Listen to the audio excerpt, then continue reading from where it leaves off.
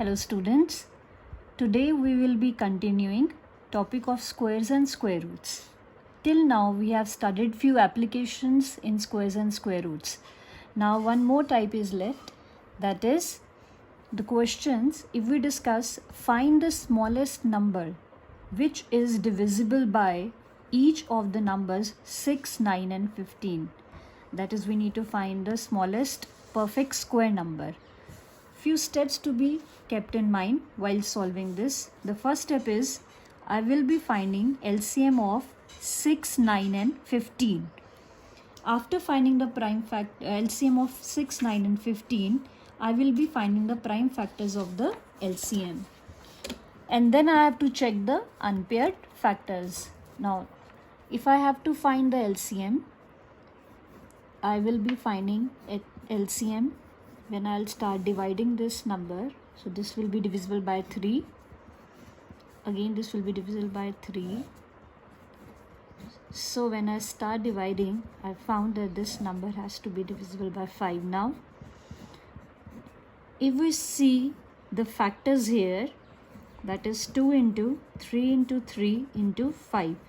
Now the rule is I have to check for the unpaired numbers here. One of the unpaired number is 2 and the other unpaired number is 5. That is, if I have to see 2 multiply 5 is 10.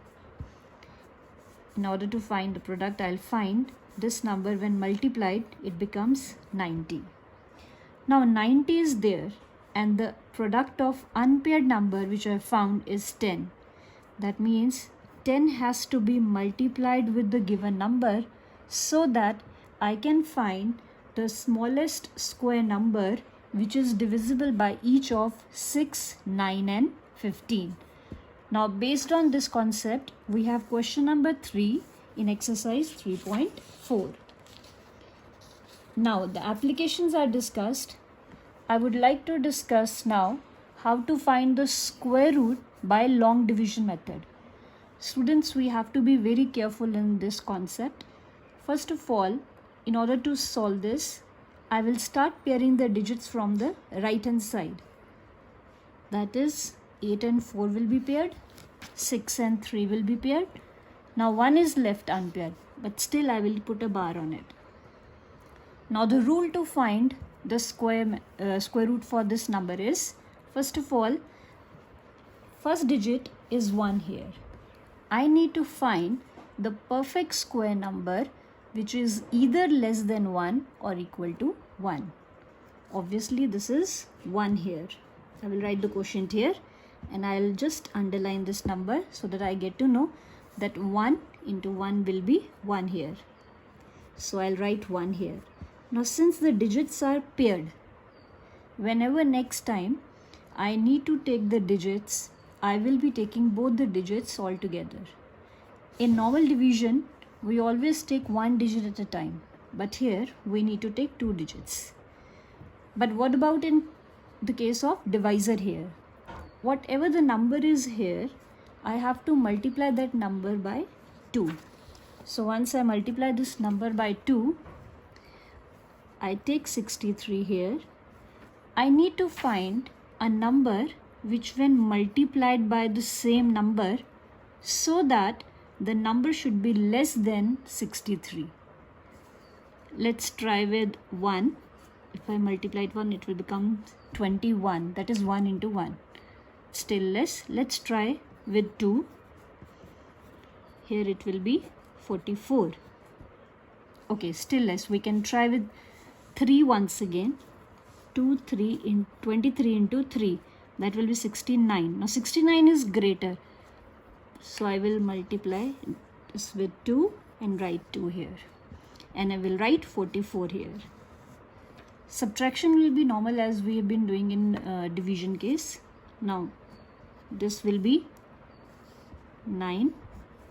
Okay, this will be 1 here. And then 84 is there. That number is paired. I will take 84 together. Now as far as the divisor is concerned, this 2 will remain as it is. This 2 will be multiplied by 2. That is 2 2s are 4. And I will put a dash here so that I can find the quotient. Now, as I'm finding the perfect square, we know according to the rules, the number which is ending up with 2 or 8 will always end up with 4. The square of that number will always end up with 4. So I will start trying this with 2 first. This will be 4 because this number will be ending up by 4. So let's try this. This number is coming out to be smaller. Now I'll try this number by 8. When I multiply, find 4, 6 will be 8 and 1, 9. Okay, so that means 1984. This number is divisible and the quotient will come out to be 128. So I can say square root of 16384 is coming out to be 128. Let us take one more example here. If I have to find the square root of 71,289, the concept will be same. I will write the digits here. From the right hand side, I'll start pairing the digits. And now I will be looking for the perfect squares here. Now the perfect square which is less than or equal to 7. 7 is not a perfect square. But I can find the perfect square which is less than 7. That is 2 2s are 4. Okay, quotient is coming out to be 2 here. Now 3 will be remainder. 1 and 2, both digits are paired. I will take 12 altogether. According to the rule, this number has to be multiplied by 2. I will write 4 here. And I put a dash so that I can find the divisor. Now I need to find a number which when multiplied by 4, which when written with 4 and multiplied with the same number, so that the product comes out to be less than 312. Let's try with 5. This is 5, 2. Okay, still less. I can try with 6. So this will come out to be 6. Okay, 276. With 7, obviously it is 28. 9, 4, it will be 32. So this number is greater. That means I will be taking 6 here. It will be 276. When I subtract, I will get 6, 3 and 89 will be taken altogether. Now students, you have to keep it in mind here because the concept is we have to multiply the last digit by 2. Now if you multiply 6 with 2, you will get 12 and it will be a 2-digit number. Here what you will do, you'll write 2 first. When you multiply with 12, say with 2, it will come out to be 12. You write 2 here and 1 will be added here. That means it will become 5. I'll repeat. This 6 when multiplied by 2, it becomes 12. I will write unit digit of that 12 here and 1 will be added to the next number so that it becomes 5.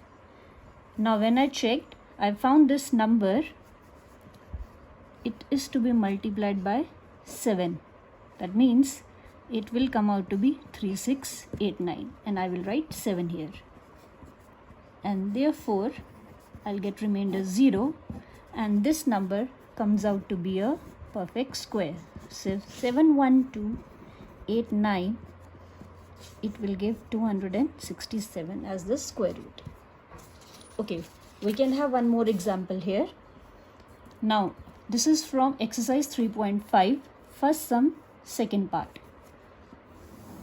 Rule will not change. We will keep on using the same concept. From the right hand side, I'll start pairing the digits. Now again 5 is there. So obviously this will be multiplied by 2. 2 2s are 4. So 147. Last digit is 2. It will be multiplied by 2 becomes 4. I will check. This number will become 84, still smaller.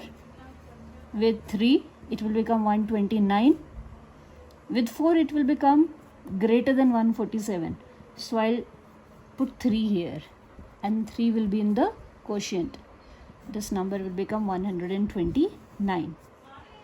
When I start subtracting, it will become 1856 because 56 is paired. It will be together written over there. This number will be multiplied by 2. This becomes 6. 4 will be written as it is. Now I need to find a number which when multiplied by itself, I should get 1856. Now we have to keep the rules in mind in order to simplify our calculations. We know a number ending up with 6 or 4. The square of that number will always end up with 6. So in order to save calculations, we can directly try either with 4 here. Okay, this will be 16 and 1. Okay, so we can say this number is divisible by 4 here. So 1856 and square root of 54,756 is coming out to be 234. Now students, based on this concept, we have question number 1 in exercise 3.5. Kindly try all the parts. Okay, now one concept which you need to know: to find the number of digits in the square root without calculating the square root. That means if I need to find the number of the square root, number of the digits in the square root without calculating the square root, the rule is we will be placing bar over the pair of numbers and then indicating the bars on the numbers of the digits we have, the digits of the perfect square. Let us take example here. Now if this is 64 and according to the rule, starting from the right hand side, I will be pairing the digits. 1 bar is there, number of bar is 1. That means the digits in the square root without calculating will be 1. Next is 441. I'll start pairing from the right hand side. 2 bars are there. So we can say the number of digits in the square root without calculating will become 2. Let's take more examples here. Start pairing. Again 2 bars. Next case, if I start pairing, I'll get 3 bars here. That means if the number of bars is 3, then the number of digits in the square root without calculating the square root will come out to be 3. One example from exercise 3.5, question number 2. I'll start pairing the digits here and try to see the numbers of bars I have. I have 3 bars. That means the number of digits in the square root without calculating the square root will be 3. Based on this question, in this concept, we have question number 2 in exercise 3.5. Kindly try all the parts of question number 2 from exercise 3.5. Thank you, students.